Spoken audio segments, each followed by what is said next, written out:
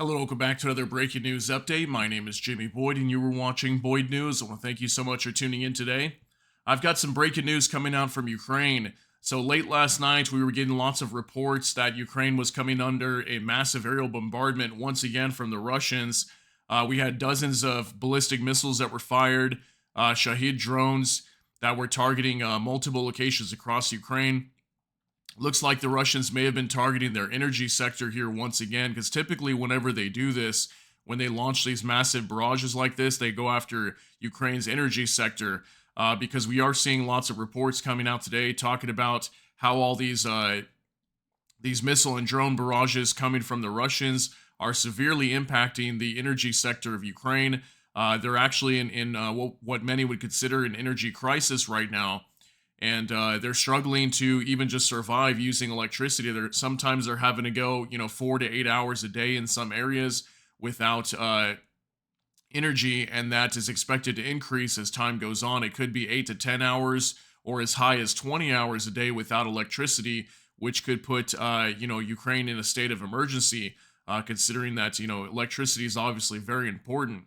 So I've got lots of information to be going over here with you today. We're going to talk about this aerial bombardment that happened first.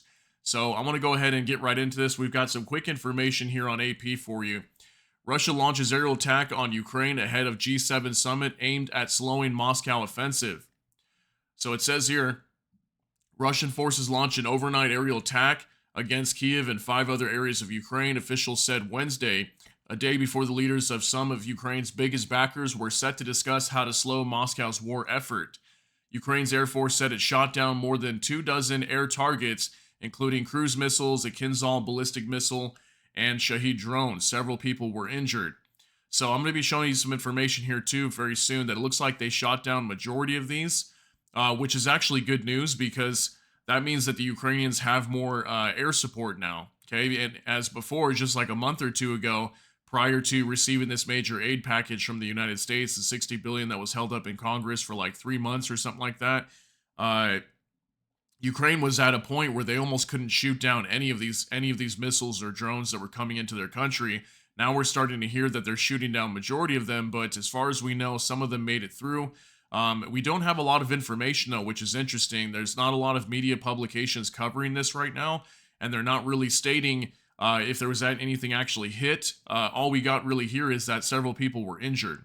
So it says Ukrainian President Vladimir Zelensky praised the Air Force's response, saying it could be a daily achievement if the country had the tools to successfully repel Russian attacks.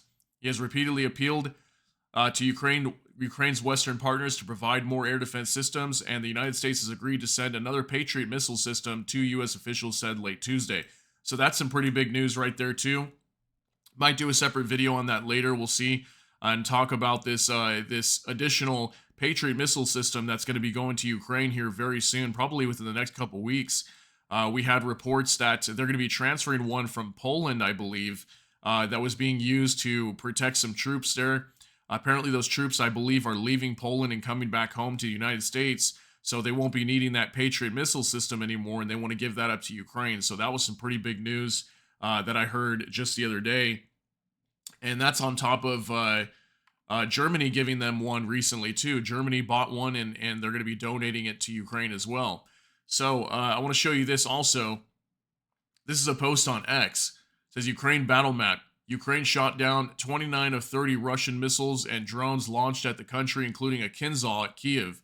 And it says here 24 out of 24 or 100% of Shahid drones, 4 out of 4 or 100% of X-101 cruise missiles, 1 of 1 or 100% of Kinzhal missiles, and 0 of 1. So it looks like they weren't able to shoot down this Iskander M missile.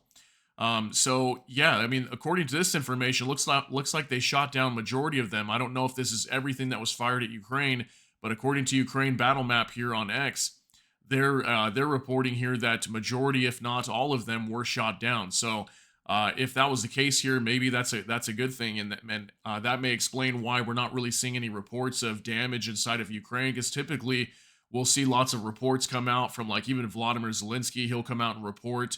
Show video footage, things like that. And I wasn't even really seeing that this morning. So it looks like Ukraine may have been able to thwart this attack for the most part. Maybe they took a small hit here, but nothing extreme. But yeah, we're starting to hear lots of reports about this coming out now.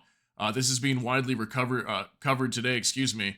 This is on the BBC. Ukraine extends blackouts as Russian bombings continue.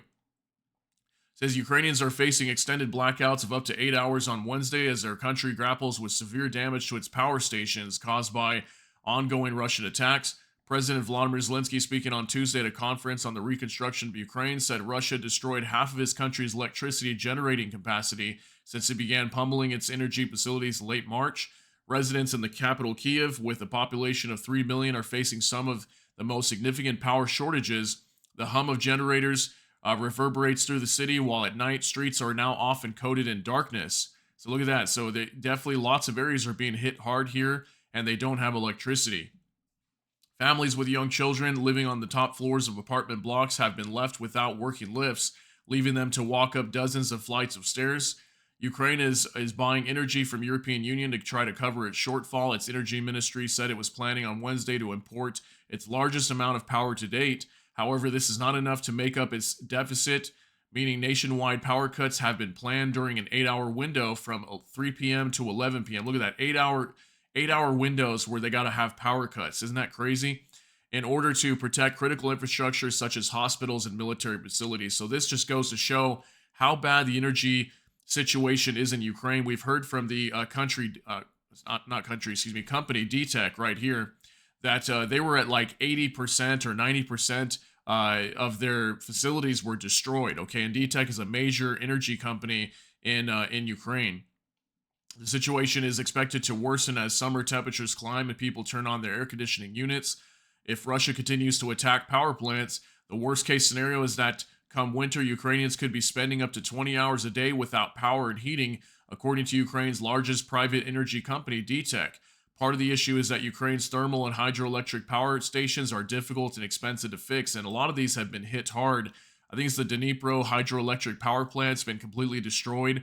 I don't even know if it's operational at this time. It could be back online, but I don't think it is. And it says here, some will take years to repair and others might never be brought back online, said Maria Saturian from Ukrenergo, Ukraine's national energy operator. Overnight, Russia launched missile and drone attacks across Ukraine, including the capital of Kiev, where the blasting sound of air defenses could be heard in the early hours of the morning. The head of Kiev's military, Suri Popko, said nothing had got past the city's air defense systems. However, an energy facility in the northeastern Sumy region was damaged in the attack. Okay, so there we go. Now we've got an energy facility being damaged in the Sumy region. And as far as I know, the Sumy region, I believe there's an offensive starting to build up. It could have already been launched. I was hearing something like that in the Sumy region. That's close to Kharkiv, like northwest from there. And looks like the Russians are going after the Sumy region now, too.